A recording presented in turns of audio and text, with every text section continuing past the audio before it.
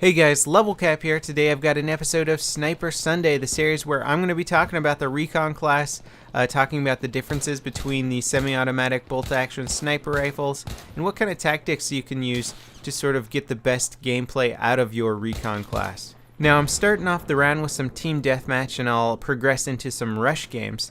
And it's worth noting that the tactics of the recon class between rush and TDM change significantly. The fact that you have a spawn beacon really allows the recon class to do a lot of things that other classes can't do. In rush, it allows you to put in your safety spawn point when you're moving up close to potentially arming an MCOM. You might want to place down a spawn beacon before you get there, basic stuff like that, or put one down so that your entire squad can spawn in a really useful spot. Especially if you're sort of playing more casually and you don't know the people in your squad, you can kind of orchestrate where they're going to be attacking from by putting down a spawn beacon in the right spot. Now sadly, in team deathmatch, spawn beacons often serve the function of just parachuting into hard to reach places. This is something that's always driven me crazy about TDM in Battlefield 3, is that I don't think it was necessarily intended for all the buildings and rooftops to become areas that snipers sort of have exclusive access to. Now granted, you can get to them as a different class. If you spawn into a squad where a recon has put down a spawn beacon, then you can get up onto building tops. But it's just one of those things that's aggravating, where you can tell the level designers thought about the play of the map based on ground level and what you could access using stairs, but all of a sudden if you start getting tons of people on rooftops, the infantry firefight aspects start to get a little bit more crazy. You can't really anticipate all the angles that you're exposed to, and it just turns into a bit of a sort of rooftop camp fest. Now TDM on Wake Island is a great map for the sniper class. There's a lot of tiny little bits of cover, but there's also bigger, wide open areas. So if you don't see anybody close to you, there's often somebody exposed at a further range where the sniper rifle really comes in handy. Now I am using the Cobra sight on the M417 semi-automatic rifle here. I will be switching up to the American Hollow. I decided to try the Cobra again on my semi-automatic sniper rifle just to see if I was perhaps performing better with the Cobra, and I have to say the Hollow sight really does agree with me when using the semi-automatic sniper rifles. I just like having that extra bit of accuracy at longer range engagements. Close quarters you can hip fire, like right there, and that's one of the benefits of the M417 is its ability to hip fire. Although I actually managed to run out of ammo and drop that guy with the Magnum there in the last second. That's something that's actually really hard to do with the M417, is run out of ammo, because you can fit a maximum of 21 shots in this gun at one time. And because the M417 does 50 damage maximum, you actually have a lot more potential damage per magazine than most other weapons. You can definitely kill more guys with this one magazine than you could with a fully loaded assault rifle magazine.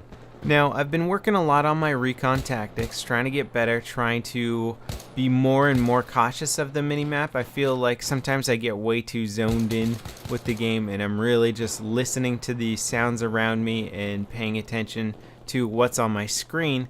And I do check the minimap a lot, even with the assault class or whatever, but with the recon class, it's extremely important to not get zoned in. And you'll notice here that I almost get zoned in a little too much, and then I remember to put down my MIV, and I stick it right in the stairwell here, and check that out. Blocks that guy from running up and doing something to me. Now the MIV's beeping right now. It's letting me know that there's guys close by. I can check my minimap and know that there's a guy sneaking up behind me, so I'm going to wait for it. And what's great about having the MAV in sight like that around the corner is people will almost always shoot it. The little red dot that shows up on their screen, or the little red name tag, is often confused for a person, or they'll just want to shoot it anyway. So you can usually distract them for long enough to be able to pop around that corner and get the kill, even if they have a weapon that's far superior to yours in close quarter combat. Granted, the M417 is absolutely brutal for close quarter combat. One shot to the head and you're down. 2 shots to the body and you're down. It has a very nice rate of fire at 295 rounds per minute, and it actually has a really good hip fire accuracy. If I threw a laser pointer on here, this gun would be even more accurate, and that's something that I've thought about doing, and it just depends what map that I'm playing. If I know I'm going to be shooting at a lot longer distances and I don't want to give away my position, then forget the laser pointer, but this is one weapon that will really benefit well from that laser pointer and make you far more effective for close quarter combat with that hip fire. Now, part of getting better with any class is understanding what you're not doing well, and that can actually be really hard to do. I mean, sometimes a guy will come around a corner, shoot you, and you won't really know why you didn't win that firefight. You'll feel like, you had pretty good accuracy, your reflexes were in line, and you just didn't win it, and there's a lot of small nuances that can be really hard to pick up on what maybe you shouldn't be doing, or tactically maybe you're not situating yourself in the right place. And there's one thing that I noticed while playing this game that I think is sort of my Achilles heel with the recon class right now, is that I know that I'm very effective at long range. So I set myself up for a lot of long range targets, and I often forget about the close range targets. Now, I know this sounds like sort of common sense, no duh. Obviously, people are going to try and hunt me down in close quarters. There's a few ways around this. One, you could play with a silencer on your rifle so that you're not giving away your position, so people are going to come and try and sneak up on you in close quarter combat. But the other one is to just constantly be aware of your environment. Get out of the zone. You'll zoom in on targets far away. You want to try and take them out, and then immediately do a little sweep of the environment around you. Check out what's going on. Put down a tugs or MAV, which is, obviously the preferential thing to do, but sometimes you're moving around the map a lot that you just lose it, or you don't have time to go back and bring it with you.